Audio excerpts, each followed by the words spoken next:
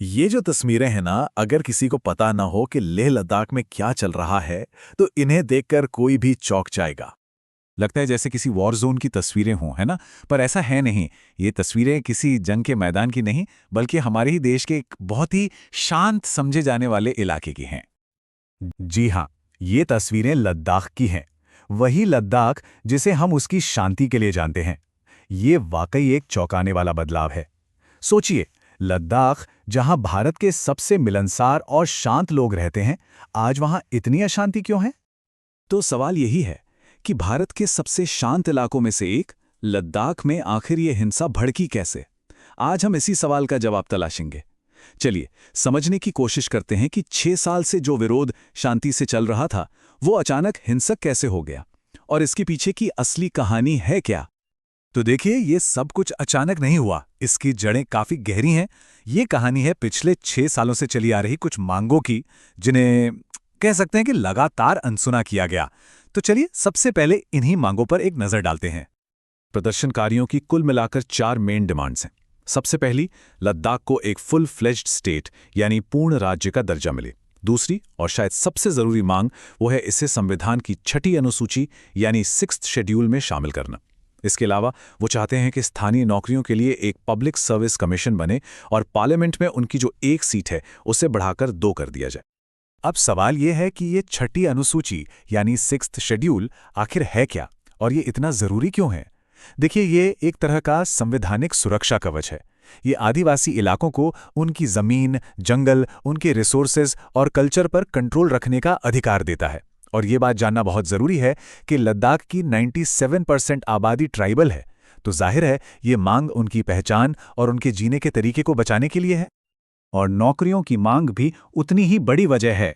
जरा इन आंकड़ों पर नजर डालिए। लद्दाख में ग्रेजुएट अनएम्प्लॉयमेंट रेट 26.5% है। ये नेशनल एवरेज, जो कि 13.4% है, उससे लगभग डबल है। मतलब हर 4 में से 1 से ज्यादा ग्रेजुएट बेरोजगार हैं। एक लोकल पब्लिक सर्विस कमीशन उन्हें अपनी नौकरियों की जरूरतों को खुद पूरा करने का एक मौका देगा। इस पूरे आंदोलन को लीड कर रहे हैं सोनम वांगचुक, जो गांधीवादी विचारों को मानते हैं। वो खुद कहते हैं कि हिंसा कभी भी समाधान नहीं है, लेकिन साथ ही वो ये भी कहते हैं, जब लोगों ने नहीं सुना, जब मीडिया ने नहीं दिखाया, जब सरकार ने नजरअंदाज किया, तो लोग उग्र हो गए। मतलब यहां से पता चलता है कि लोगों के सब्र का बांध कैसे टूट रहा था।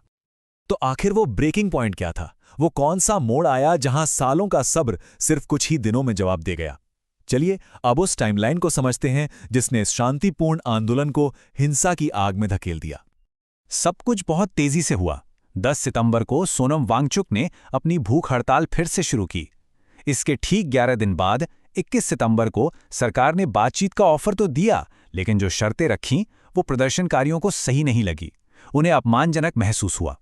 और फिर बस 3 दिन बाद 24 सितंबर को सालों से दबा हुआ वो गुस्सा आखिर फूट पड़ा और हिंसा में बदल गया। अब हिंसा तो हो गई, इसके बाद शुरू हुआ कहानियों का युद्ध। मतलब 2 बिल्कुल अलग अलग नैरेटिव सामने आने लगे। एक तरफ प्रदर्शनकारियों का वर्जन था और दूसरी तरफ ऑफिशियल यानी सरकारी वर्जन। तो दोष किसका है? प्रदर्शनकारियों के हिसाब से देखें तो उनका कहना है कि ये कोई प्लान्ड हिंसा नहीं थी, बल्कि सालों से जो गुस्सा दबा हुआ था वो अचानक से फूट पड़ा। वहीं जो ऑफिशियल कहानी है वो ये कहती है कि ये हिंसा कुछ भड़काने वाले नेताओं, विपक्षी कांग्रेस पार्टी और यहां तक कि विदेशी ताकतों ने मिलकर करवाई थी। इस पूरे आंदोलन को डिस्क्रेडिट करने के लिए कह सकते हैं कि एक पूरी प्रोपेगेंडा की किताब ही खोल दी गई। क्या क्या बातें सामने आई? पहली, कि इसमें चीन का हाथ है।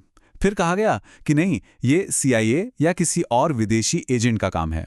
फिर इसे पॉलिटिकल एंगल दिया गया और इल्जाम इंडियन नेशनल कांग्रेस पर लगा। और तो और, जो इस आंदोलन का चेहरा है, सोनम वांगचुक, उन्हें ही आतंकवादी और देशद्रोही तक कह दिया गया। लेकिन अगर हम एक कदम पीछे हटकर इस पूरे मामले को देखें, तो ये जो प्रोपेगेंडा है ना, ये एक बड़े और कह सकते हैं कि एक जाने पहचाने पैटर्न का हिस्सा लगता है। ये पैटर्न बड़ा दिलचस्प है। सोचिए, पंजाब में प्रोटेस्ट होता है तो आरोप खालिस्तानियों पर लगता है। जम्मू कश्मीर में कोई विरोध हो तो पाकिस्तान को दोष दिया जाता है। और अब जब लद्दाख में लोग प्रोटेस्ट कर रहे हैं तो चीन को जिम्मेदार ठहराया जा रहा है। मतलब देश के अंदर किसी भी असंतोष के लिए किसी बाहरी दुश्मन पर इल्जाम लगा दो। स्रोत इसे स्टुपिडिटी जिहाद का फैलना कहता है। और इसी सब के बीच सरकार ने अब एक स्टडी का ऑर्डर दिया है, ये पता लगाने के लिए कि आखिर ये प्रोटेस्ट ऑर्गेनाइज कैसे होते हैं और इनकी फंडिंग कहाँ से होती है।